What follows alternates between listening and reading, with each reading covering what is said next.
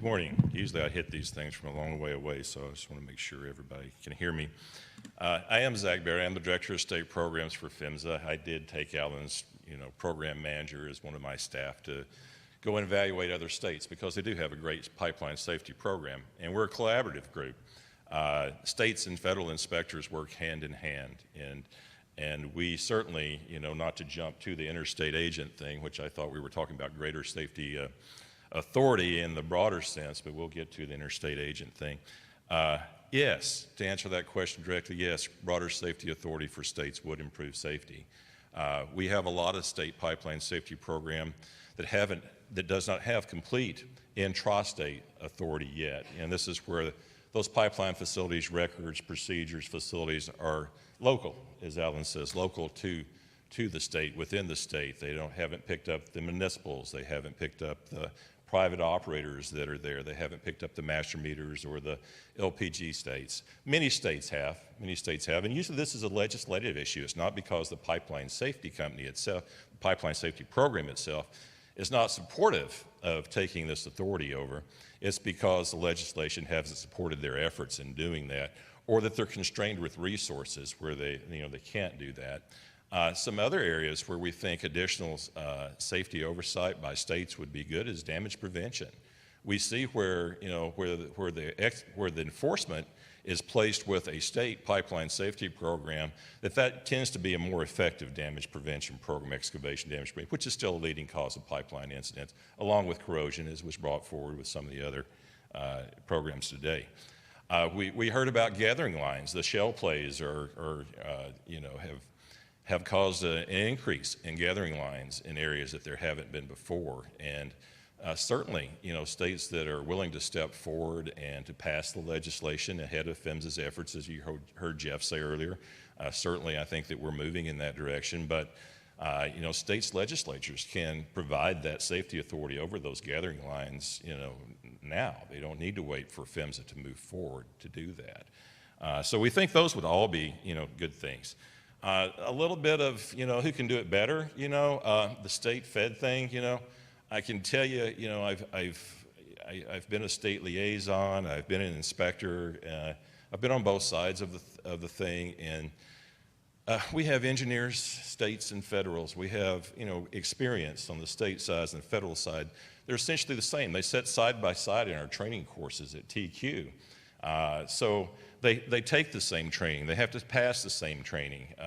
So I would tell you there's probably not a difference between inspectors. What makes a difference is the experience of the inspector and the training and the qualifications that are there. And that's another issue that we're seeing with states. There's been like a 50% turnover in state program managers over the last 4 years. So also, PHMSA's hiring 109 inspectors. So as some of the states will tell you, they're like our farm club. We do reach out for those guys who've had the training, that have the experience, that maybe we can offer them a little more salary and benefit than what the state's doing. So my encouragement to legislatures in the states is to hold that experience, is to try to pay the pipeline safety guys a little more. Currently, the federal grant's covering about 75% of the state pipeline and sector program cost.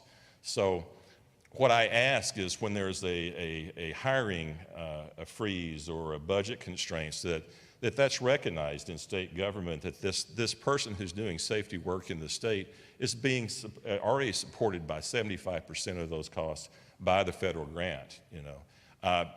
We're a partnership. I talk to the state pipeline safety guys like I would talk to our inspectors or my pipeline safety staff that evaluates these.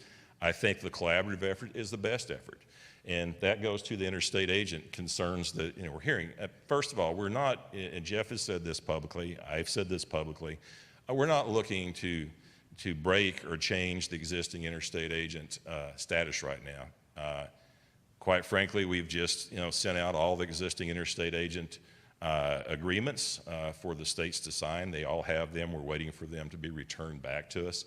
Sometimes when states are undergoing a staffing issue, like the California State Fire Marshal experienced. California State Fire Marshal was an interstate agent for us for years and a great partner and did great work.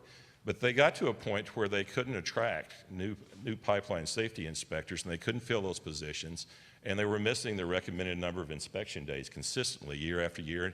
It got to the point they said, hey, we really don't want to give this up, but we need to take care of the intrastate facilities, and PHMSA, we've got to turn this back over to you.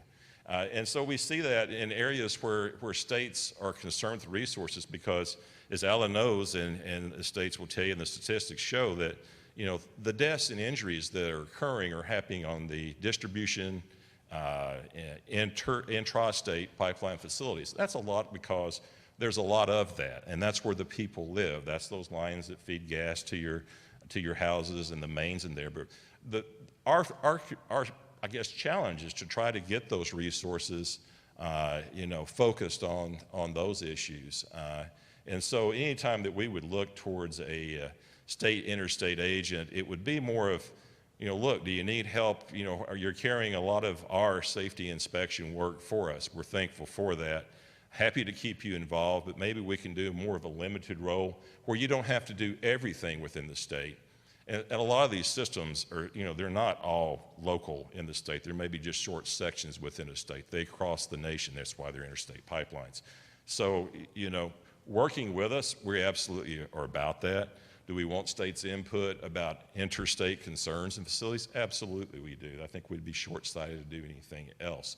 But we also don't want to detract the resource when we're staffed up to burden a state that may be struggling with staffing issues or incidents or experienced inspectors. They may be completely staffed, but everybody may be brand new, to give them some time, to staff up. So having said all that, we're trying to work for, a state that is wishing to participate in interstate inspections. There's more of an opportunity, we think, with the construction that is going on. It makes sense for us, for states to help us with interstate pipeline safety construction inspections, local issue, there on the ground a lot, and work hand in glove with our federal inspectors doing that. So it's more of a time-defined, task-defined type of agreement as opposed to just a broader agreement. We think it gives us more flexibility. We've worked and done that on several occasions with states that weren't necessarily an interstate agent at all, but we had a situation where they could help us out, and they were willing to help us out, and we had the confidence in them that they could help us out, that it made a quick fix, and we can turn those around and do those very quickly in 1 or 2 days. So with all that, I guess that's what I have to say about it. Kind of like to hear what others have to say about it. I don't think there's anything broke here. I don't think that there's big change afoot.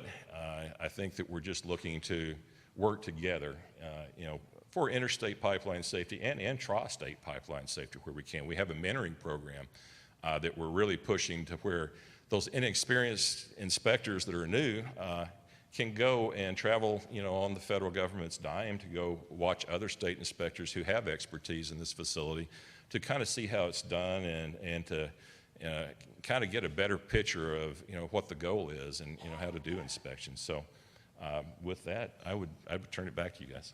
Thank you. Thank you for allowing me to come and talk about state pipeline safety programs. I don't want to be remiss in that. I always enjoy that. And I enjoyed the conversation last night, one-on-one. I tend to enjoy that more than standing up here and, I feel like I'm lecturing to you. But I'd rather, talk about the conversation, the conflict thing. I don't know about the conflict thing, but I like Jeff's spin and embracing the conversation. I'd love to have the conversation with you about what you think about pipeline safety and what you think that we could do maybe to improve pipeline safety and, things to give us something to consider and thoughts to make things better, because that's why we're here. So thank you.